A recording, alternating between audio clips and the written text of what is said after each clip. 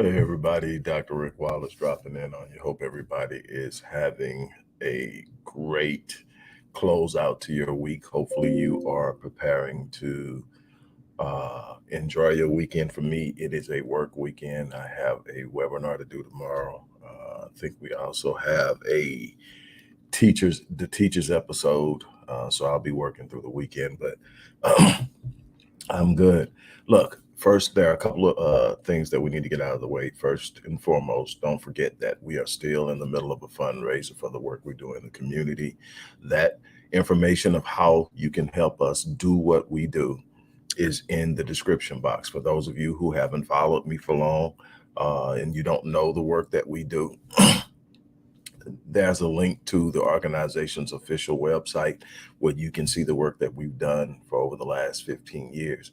And we've been doing it long before that, but you can look back and see just how long we've been in the game and what we've been doing. So go check that out. Also, I am streaming this in the Black Business Owners Network uh, site. And the reason that I'm doing that is solely because the group is large enough and we need the bandwidth to give exposure to this story. I want people to see this baby. Look her up. Her name is Malanyah Green. She's 10 years old. She went missing in March, and we've heard very little from it.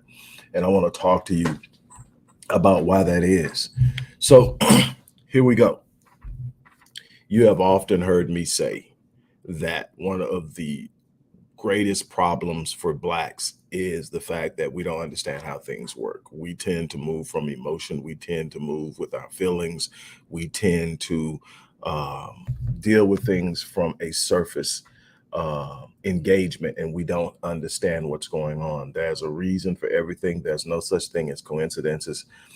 There are no such things as happenstance. Everything has a purpose. Everything has a cause. Everything has a place. And when you don't understand how things move, how they work, who causes what to happen, why they are doing it, then you can't do anything about your situation. And that's where the helplessness comes from. One of the biggest issues we have is in the Black community is learned helplessness. Why? Because we consistently see over and over again that our efforts are producing the results want to happen isn't happening. And then if it's not happening through learned helplessness, it's happening through vicarious learned helplessness, watching other people try and fail over and over again who look like us. And so what we do, we experience failure through them, and then we never even try.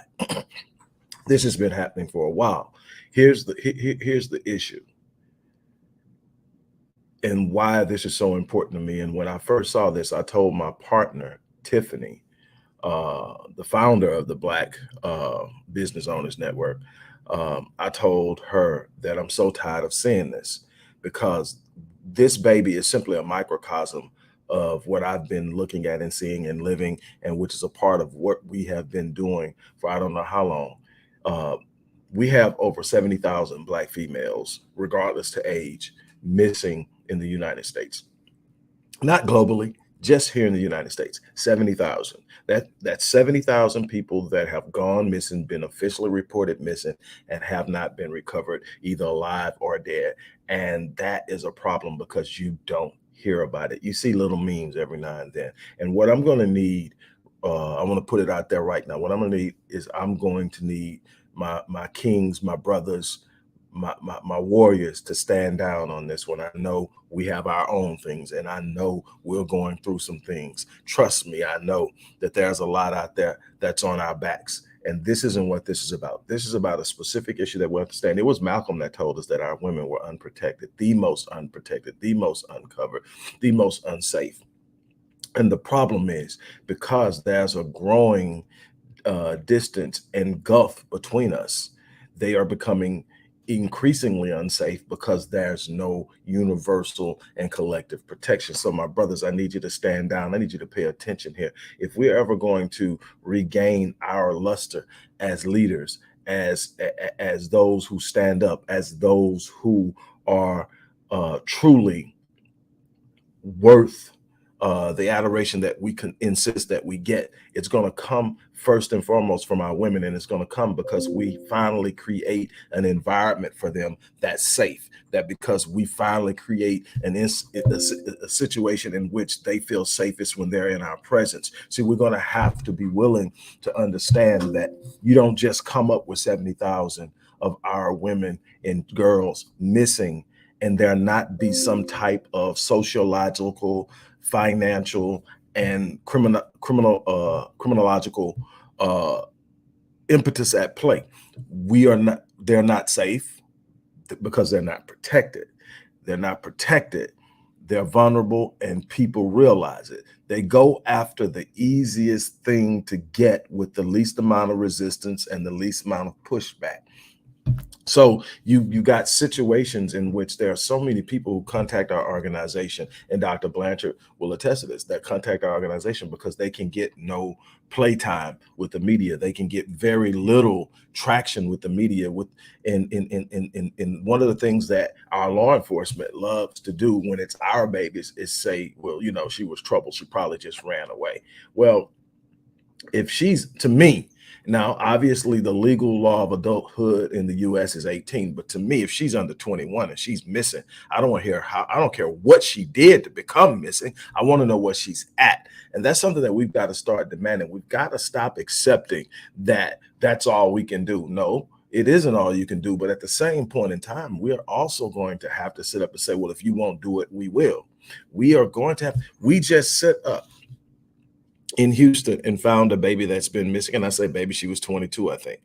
But she came down from California looking for a way to make her way. He visited, went to a couple of clubs. Some dude showed up at a hotel. We now know what happened to her, but for the longest, we've been looking for her, hoping she's alive. We know now that based on the evidence of what we've been able to find, that she's dead. We still haven't located the body. And the last I heard, the guy was on the run. But at least that was enough pressure that we got behind. Number one is she had a dad that immediately, when he couldn't find her, left his home in Los Angeles, came to Houston, has not left. And he was here for months, has not left. And he's keeping pressure on everybody he can keep pressure on. And what happens? Law enforcement has nowhere to go but sit up. We can't consistently look like we don't care. Well, that's got to be every child. And if the child doesn't have a father in the home, the men in the community are going to have to stand up and say, look, this baby deserves to be found. This baby deserves, this family deserves closure. This is far too frequent for us. I remember when the number was 64,000. We're in the 70s now. Let me tell you something. And it wasn't that long ago that it was 64,000. Let me tell you something. One thing that I've dealt with and one thing I've done is I've worked in the arena of sex trafficking. Do you realize that the only thing that trumps sex trafficking as a revenue industry in the underground is guns running, or weapons trafficking? Human trafficking trumps drug trafficking as a revenue stream. So our children are seen as commodities, especially our female babies are seen as commodities, and they are viewed and they're stalked, and they're being stalked on social media. They're being stalked as they move to and from school. You've got to be careful. Another place that it's happening in large numbers is in the foster care system. They come in and they take our babies because our babies aren't safe. And in some instances, they're absolutely right. They aren't safe. But they put them in a foster care system where they're less safe. And we aren't doing what we need to do to make sure our children are safe. We need to create a system and an environment in which our children can thrive. If we keep saying our children are our future, but we keep treating our future as if it isn't valuable, we get the results we're getting. We're getting poor results because we have failed to protect our children. We have failed to protect our women. You can't have 70,000. 70,000. And somebody will come and do the math and say, well, out of 45 million or 47 million, however many blacks it is, that's a small number. No, that's 70,000 too many.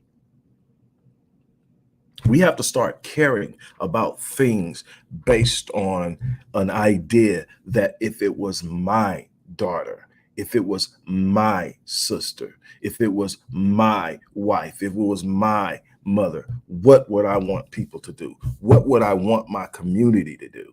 How would I want my community to respond? We're talking about a 10-year-old baby that walks out from home to go somewhere and never comes back on, I believe it was March 18th. Leaves home, never returns. Nobody knows anything. Well, somebody knows something.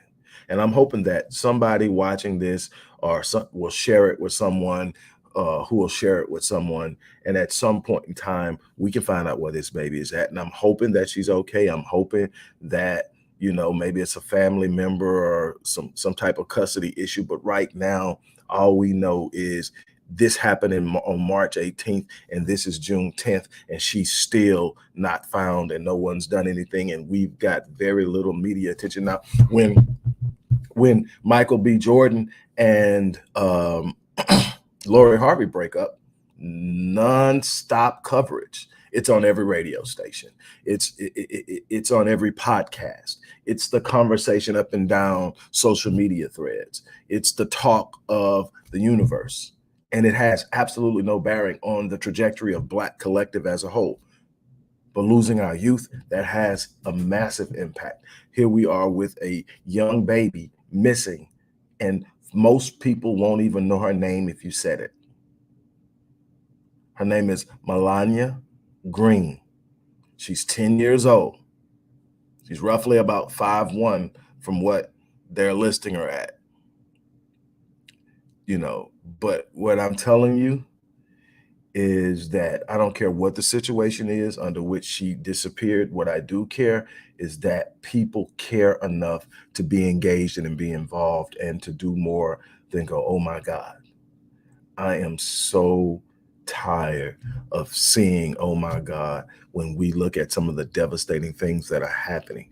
This is not the only thing. We're losing our babies in situations like this where they're going missing, but we are all, do you realize that we actually lead in two statistical categories when it comes to suicide now? Guess what those are? Ages 5 to 11 and ages 10 to 13. I don't know why they intersect and cross like that, but they do. Ages 5 to 11, ages 10 to 13, and predominantly little girls. Oh, but let's not forget, we're also struggling in ages 15 to 24, Black males. That's up 50%. These are things that are going to impact us long haul. We're not dealing with mental health. We're not dealing with community safety. We're not dealing with conduct codes within our community that govern how we engage one another. We're not demanding more of ourselves as men and women. We have accepted a lackluster standard for who we are as men, as women, as collectives, as couples. We are functioning on a substandard, subpar gauge of performance in almost every area. And the problem is we're okay with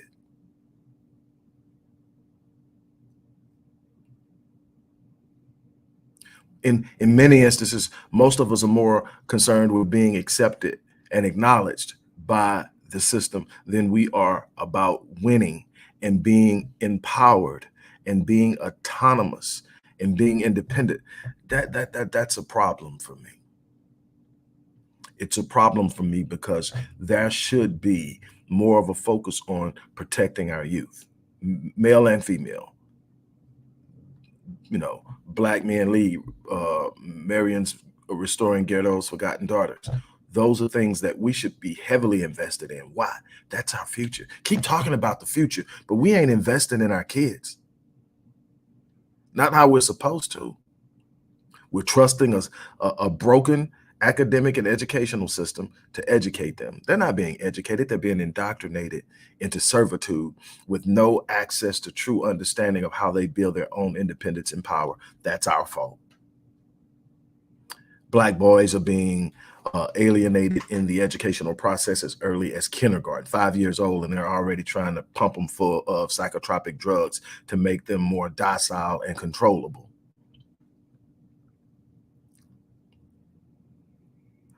Our communities are overrun with businesses that we don't own. So we don't have a financial or economic infrastructure on which to build economic power, despite the money that's coming through our hands. Within 6 hours of it hitting our hands in most Black communities, it's spent, and it's spent outside of our community because we don't own anything in it.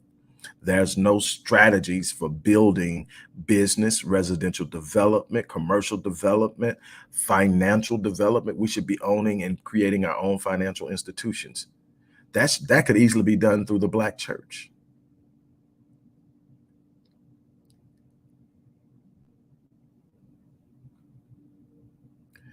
We are more competitive than we are unified and collective.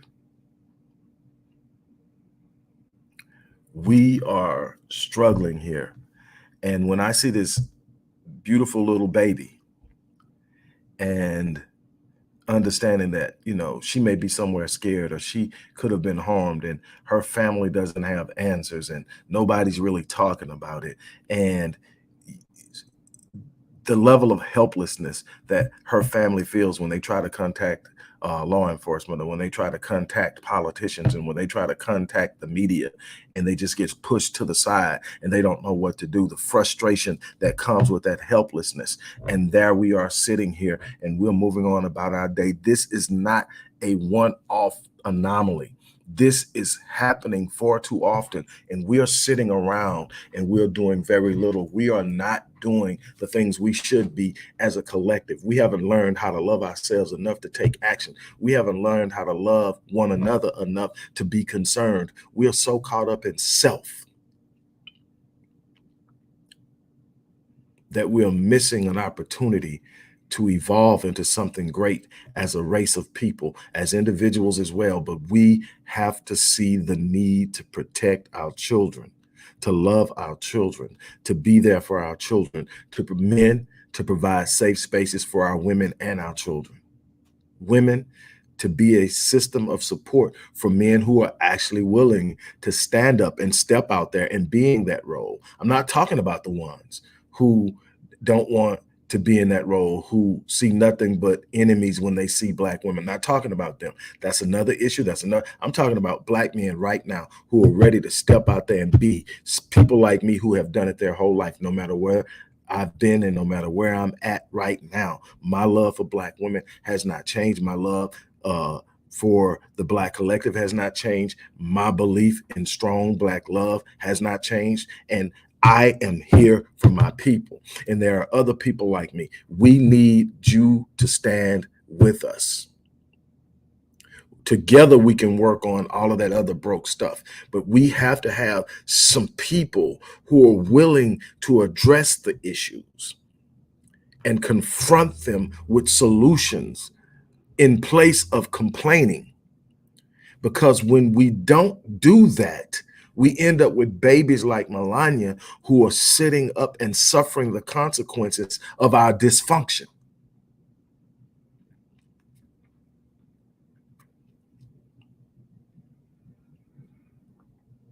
At some point, we have to realize that to win at the highest level, there has to be something bigger than us that we stand for, something bigger than us that we fight for, something bigger than us that we live for, something bigger than us that we're willing to die for.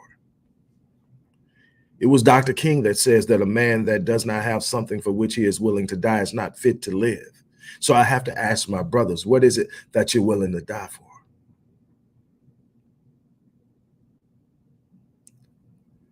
And simultaneously, what is it significant enough that you're willing to live for? But I'm talking about living at the highest height of the capacity you have to live, not just existing, not just surviving, not just hustling, not just getting over, not just trying to beat somebody next to you. I'm talking about being so powerful that the healing of the healing force of your energy emanates around you. I'm talking about there's a level we could actually be at, but we're destroying one another through hate, through selfishness, through an ignorance of how things work, through a lack of concern for the future of our children, through so many things. It's time for us to get it together. I'm not going to prolong this, but I hope that you share this, because this little baby is from Philadelphia, Pennsylvania. She went missing March 18th, and nobody knows anything yet. There are no leads. It's growing cold, and I think that somebody knows something, and I think that we owe it to ourselves as a people. We owe it to her family, and we owe it to her to be involved. We've got to stop standing back and being distant, because what I will tell you is one day the pain is going to show up at your door. And the one thing you're going to want is somebody to lean into and somebody to depend on to help ease it.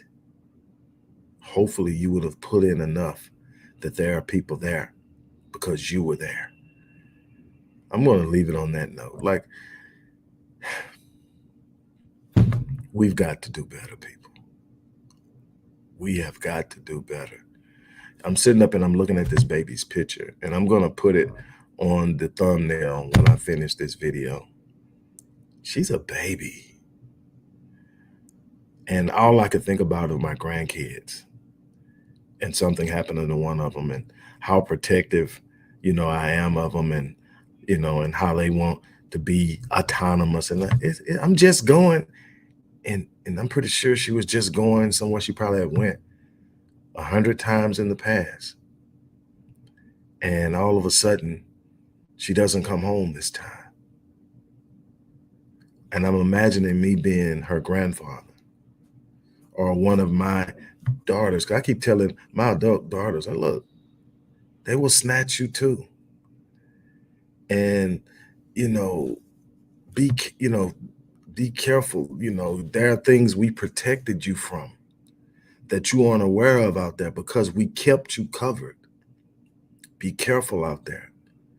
We need to start loving on our children at a level that creates an urge and impetus within us to stand and fight and defend for them with great force and great number.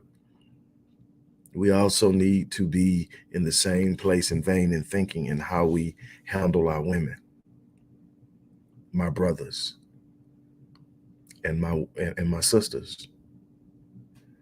Most of us aren't the enemy.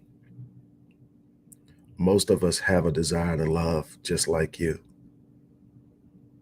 We're just caught up in this turbulent storm where there's a constant push to divide us. And sometimes the pain of what we've been through is so intense that all we can see is what hurt us. And everything that looks like that thing that hurt us, we start to hate. We start to despise, until eventually the hate turns on us.